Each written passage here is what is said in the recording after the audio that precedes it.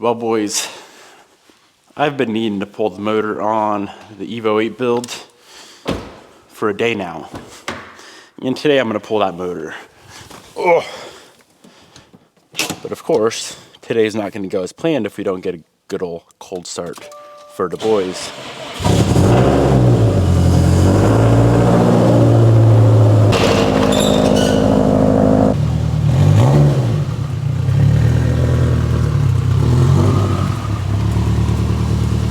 Now it should be a fairly simple, straightforward type of day. Get the motor out of the car. Now of course, typically in this situation, I would want to get it done very, very quickly. Unfortunately, given the circumstances of how nice I try to make this car and maintain this, keep this car nice, I can't really do it quickly. It's got to be done smoothly, I think would be the word. But get the motor out. I want to pull the rest of the bearings, rod at minimum. I'm not so sure if I'm going to pull mains. See what's going on there. Confirm the rear main seal leak and get some parts ordered up for this car. I want this thing back on the road in a couple days. It's a setback, but it's a learning lesson, and my camera's floppy. So if you did not see the last video on this car, I'm gonna work and talk at the same time because I got a lot to do. This car has a few problems. Honestly, thankfully, nothing really major. It could be worse. The main issue being the rear main seal leak. So that is why the motor is coming back out. Last night I pulled the pan because after I cut the oil filter, there was a little bit of sludge in the filter and I didn't like it. So I pulled the pan, pulled the rod bearing, or cap off rod number 4 to take a quick look at it. I didn't love it either. So while the motor's out, I'm gonna pull all the bearing shells and take a look at everything. All the mains, all the rods. Like I said, the motor's gotta come out either way just because of that rear main seal leak that we got going on, which that is really, really frustrating because I know better. I know why it's leaking. And yeah, it's just freaking frustrating. So I wanna get the motor out. And on Evo, it's easier to pull everything. The motor, the trans, the T-case, and the subframe out. Now we got to do this cleanly, effectively, efficiently. I can't be in a rush and just start messing up all of our hard, dedicated work on this thing. So if we can't get it done today, that's fine, but I at least want to get everything out. It'd be sick to get everything out, confirm that it's actually the rear main seal leaking, take a peek at all the bearings and see exactly what's going on. Here's that sludge in the filter I was talking about. Very interesting. I've never seen that on a brand new motor. After talking to a few different people, we kind of concluded it must be ARP fastener lube because it has the same feel. You know what? I'm actually gonna grab some right now. I should have done this last night. Just a tiny little bit of a gritty feel. Yeah, that has to be what that is, which is so interesting because I thought I didn't use a lot. Maybe I used more than normal. Of course, it's not my first motor build. I've probably built like 20, 30 motors, all using around the same amount of fastener lube, and I've never seen that before. But not a big deal. Let's pull our motor. Yay. I would like to take a moment and thank today's video sponsor. Today's video is sponsored by Devin, Niemela and Vossen Apparel. Guys, tomorrow is the entire Vossen drop. On the screen is the whole spread of everything we got dropping. This is a beautiful Fast Cars and Freedom design. We have the shirt in black, we have the shirt in an army green, we have a storm gray hoodie, we have prints, we have stickers. The drop goes live at noon Pacific Standard Time. And I just have a feeling, I have this gut feeling based off of the last few drops that this guy's probably gonna sell it pretty quick. So if any of these goodies interest you, get on the site at noon PST, which would be 2 p.m. Central Time. Remember guys, every order here in the domestic United States over $150 does qualify for free shipping. I really appreciate your guys' love and support of this brand. Now let's go back to work on this Evo 8 and get this thing sorted. So I'm gonna pull this thing apart the exact opposite of how I assembled it. The subframe is gonna come out by itself, one piece, be stored away, and then go ahead, pull the motor, trans, and T-case. You know, I've been thinking I might just do it how I would usually do it. and drop everything together. And the reason for that is because that would allow me to, it'd save me quite a bit of time, and it would also save me time when I go put it together, because I wouldn't be dealing with all of the fluids. Still some fluids to deal with, but not as much. So for now, I'm gonna proceed as I'm gonna do that. Honestly, either way works fine. Just whatever you prefer at the moment.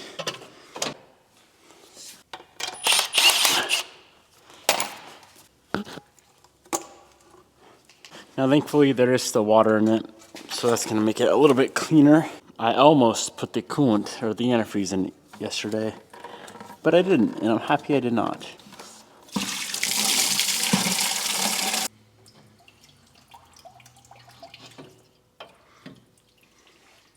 Everything on the front side that needs to come off is removed. Radiator, the AC is disconnected. Thankfully, I did not charge the AC system yet. Power steering is disconnected. Now I'm gonna work my way to the back. We need to disconnect the fuel lines, the wiring harness, pull off the clutch slave, pull off a few motor mounts, and this thing drops out.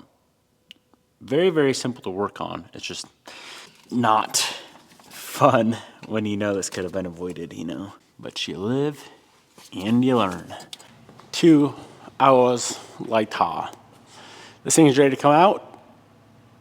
All that's left is 2 motor mount bolts holding everything in place. It's always a little bit scary doing that, but it's a tried and proven method. So what I'm gonna do is lower the assembly down onto some jack stands. I still have the axles in to the transmission in the T-case. The T-case still has the drive shaft in, and I'm gonna keep that drive shaft in. I'm trying to just avoid doing fluids if I can. If I have to, it's not a big deal. If I have to pull the trans or the T-case apart for any reason, it's not a big deal, but if I could avoid it, that'd be cool, right? If I could keep the trans and the T-case and the subframe all in the same place and kind of connected, and just pop the motor off, and then put the motor back exactly where it was, lower the car down, and reconnect everything, that'd be pretty sweet. So slowly but surely, I'm gonna pop the car off of the drivetrain. Slowly, because I gotta make sure everything's truly disconnected. A lot of times I do forget maybe a vacuum hose or a ground wire or something. This time I tried to make sure I got every little thing.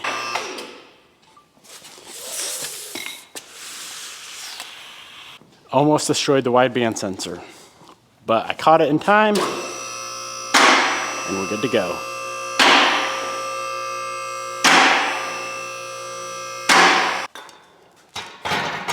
Now, without hopefully moving the trans or anything but the motor, we need to get the motor off of this assembly. Thankfully, I was smart enough to go ahead and already disengage the throwout bearing clip. So all we have is the bell housing bolts. Looks like I should be able to easily access all of those bolts. One of them might be a bit tricky, but I should be able to get to it. And the motor can come off the assembly. But before that, the day of this recording is February 14th. You know what that means? I owe Bobby flowers. Hee hee. We're definitely gonna meet our goal. It's only 3:40 right now. All I gotta do is get that motor off and pop the pan, pop the clutch, pop the flywheel. I think I have a rear main seal here, so technically, I mean, if all the bearings look perfect, put a new rear main on it and go from there. I could put it back in tonight if I was feeling a little bit rambunctious, but I'm not feeling rambunctious. I am, but I'm not. See you later. Hello. Hey, honey. Hi. Thanks, Paul. You thought I'd forget. You're so sweet. I know. You know you're a cutie? No. I kind of heard that you rummaging around with them a little bit. No, thank you, Supposed to honey. be a surprise. Thank you. You're so sweet. Do you like them? I love roses. They're my favorite flowers on this earth. That's great news. Will you be my Valentine? Oh, that's what you're supposed to ask me. Will you be my Valentine? Yes. All of the bell housing bolts are removed. Now let's see about separating everything. I thought it'd be tight but clear. Unfortunately, you can see right there a block is hitting the transfer case, so everything's got to come apart. It is what it is.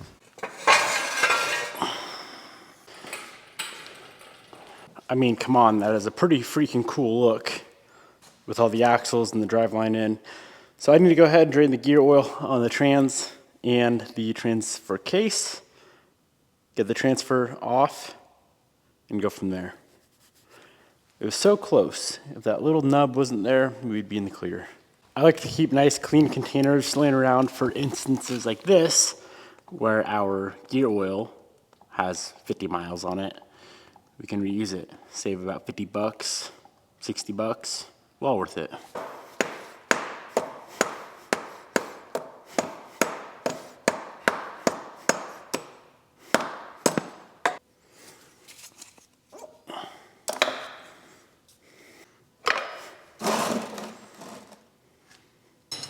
All right, axles are out. The driveline is out.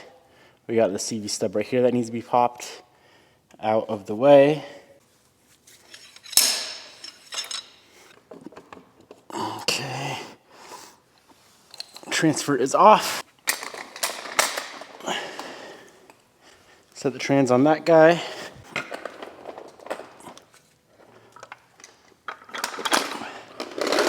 Here's the moment of truth.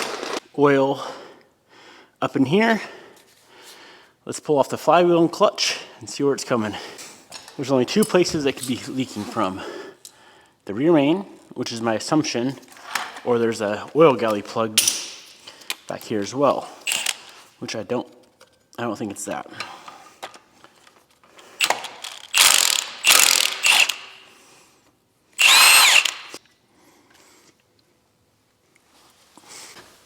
Thankfully, I don't see any signs of engine oil on the clutch or the flywheel.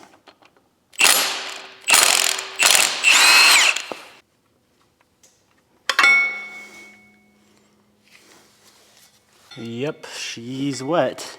Rear main, 100% the culprit. Good job, Devin. This is a record. I'm pretty sure this might be a record of how quickly I had to pop this motor back out of the car. We may as well go ahead, get this thing up on the engine stand and dive a little deeper. There's that oil galley plug I was talking about. But dive a little bit deeper into our bearings and see if anything funny's going on there, or if those are good to go.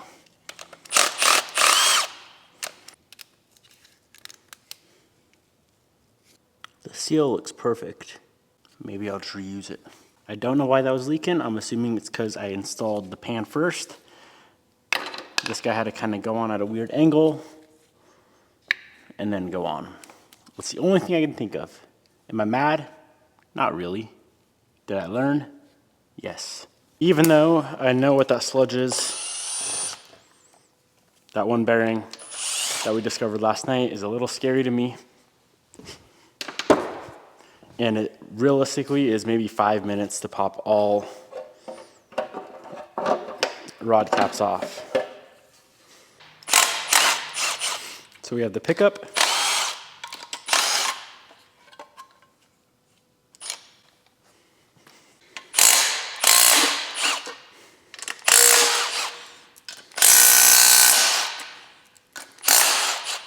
And then the baffle comes off. Okay, starting with number one.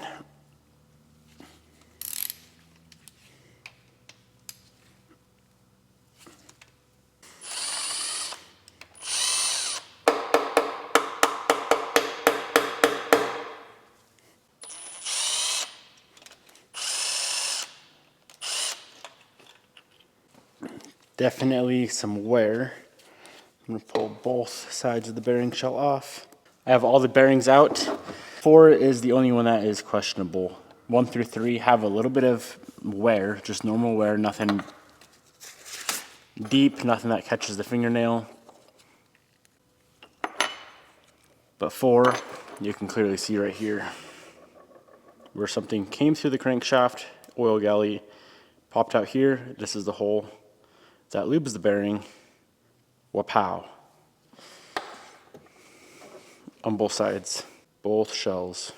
I haven't quite decided yet if I'm gonna pull the mains or not. Of course, to pull the mains, the crank's gotta come out.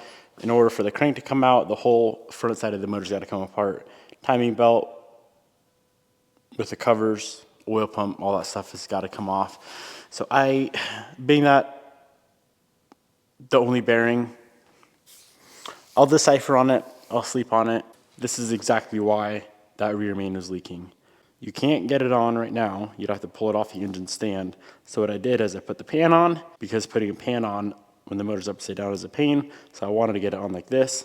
Pulled it off the stand, put it on the engine hoist, put that rear main on. Because how are you supposed to get that on like that? I don't think you can. We'll do better next time.